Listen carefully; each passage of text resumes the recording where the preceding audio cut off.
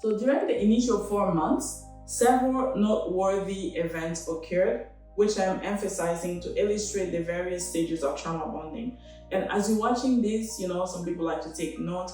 If you have the 7 stages of trauma bonding that I mentioned earlier, you can actually start noticing each stages as I'm sharing this story. Evie perceived herself as a boss lady.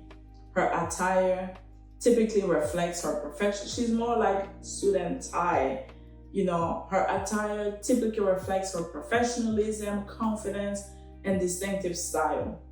For instance, she often wears tailored outfits and sophisticated accessories, demonstrating her commitment to grooming, all of which contribute to her empowered identity.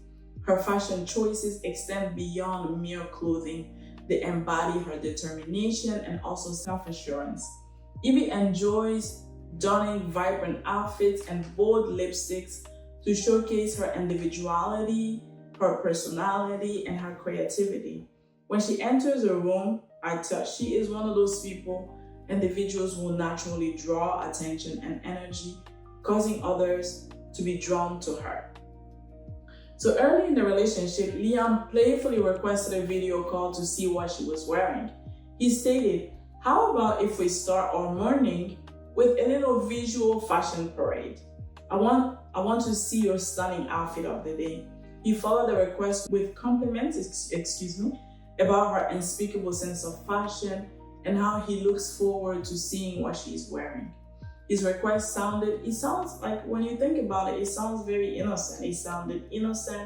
It sounded playful and harmless. So she agreed. When she wore all black, gray, or other neutral colors, he would often compliment and praise her excessively. When she wore her usual bright color, his behavior was dismissive and would almost kind of ignore her and move on to something else. So this concept is similar to conditioning behavior, whether in animals or humans, particularly operant conditioning. Operant conditioning is like a learning process through which behaviors are modified based on their consequences.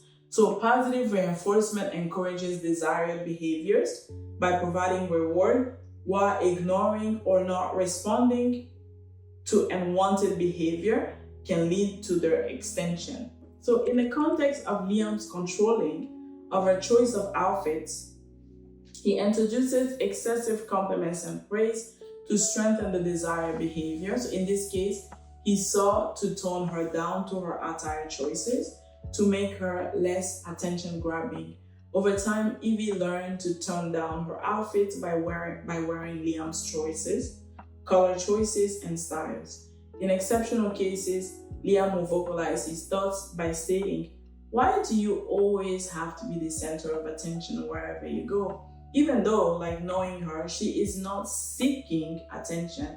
It's just part of who she is, right? You can already see how he is slowly but fast changing her. Additionally, Evie has a passion for exploring the outdoors and frequently travels considerable distances on weekends, to encounter new destinations and experiences. She refers to these excursions as my small weekend getaways. Recently, she informed Liam about her plan to drive 4 hours to visit a quaint town known for its picturesque scenery. Liam reacted with surprise, asking, "4 hours away? Are you certain?" Evie paused, puzzled by his response. "What do you mean? Are you sure?" "I mentioned my plan to you a few weeks ago." Liam replied, "I assume you were joking. Are you not aware of your driving style?" At this point, this woman is confused. Evie questioned, "What is wrong with my driving?" Liam responded, "It seems you are unaware of your driving habits." Evie expressed her confusion, stating, "I have been driving since I was 15 or 16, and I've only been involved in one accident at age 17. So I don't understand your concerns. Could you please clarify?" Liam explained, "I am voicing my worries out of love and concern. I will feel terrible if I didn't speak up and something unfortunate were to happen. I am concerned because you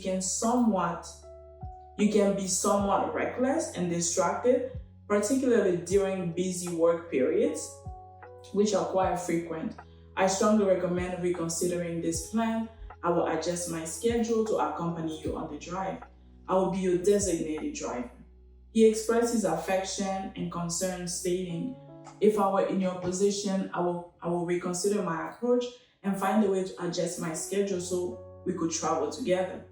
As a fellow parent, you continue, of course, as a fellow parent, I feel compelled to be honest about your reckless driving.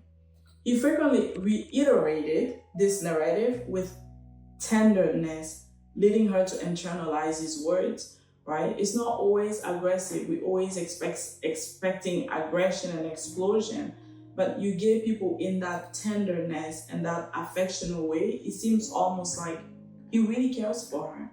So gradually, which he doesn't, just stick around. Gradually, she began to shy away from long-distance driving, developing an aversion to being behind the wheel for extended periods of time. This exemplified the subtlety. I do have an accent. I am informing you episodes later. The subtlety of manipulation and control. So over time, Liam systematically dismantled Evie's confidence without ever resorting to physical aggression. He employed various psychological, emotional, and verbal tactics to erode her sense of self, autonomy, and self-assurance, effectively diminishing a strong individual without any physical confrontation. We're gonna skip reflective questions because you probably got your book next to you at this time and you're looking at it and you're following. So by the end of the third month, so much had happened and Evie was feeling the toxicity and becoming a bit quiet and distant.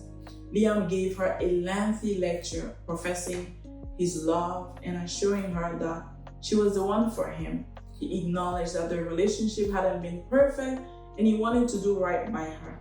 She quietly mentioned that things were moving fast and needed time to process things. Liam responded, "You gonna break up with me? Oh my gosh, I knew it was just a matter of time. This is why I am guarded and I don't trust anybody. Even with my commitment issues, I want to commit to you entirely, but I'm afraid because a part of me is questioning our relationship. You're not 100% sure about us and that makes me feel unsafe. How am I supposed to trust you, Evie?" When Liam was triggered, Evie often embodied a nurturing parental voice, handling an anxious, insecure, and fearful child ego. When Liam expressed insecurities, it was common for Evie as an empath to prioritize his needs and emotions, often putting aside her needs and concerns. Liam went on to discuss his lifelong experience of never feeling safe in his relationships. He talks about his previous girlfriends and how they lied, cheated, took advantage of him, and took his kindness for granted. He said no woman had ever broken up with him. The audacity. Liam, quote, "I am an amazing person, but amazing doesn't mean I'm perfect. I'm still working on myself and I need someone who understands this and is patient enough to support me." So Evie promised him, "I will not discuss leaving unless I'm actually on my way out because I really want this environment to be safe for you." So of course she goes towards prioritizing his safety. We're gonna skip the reflective comment.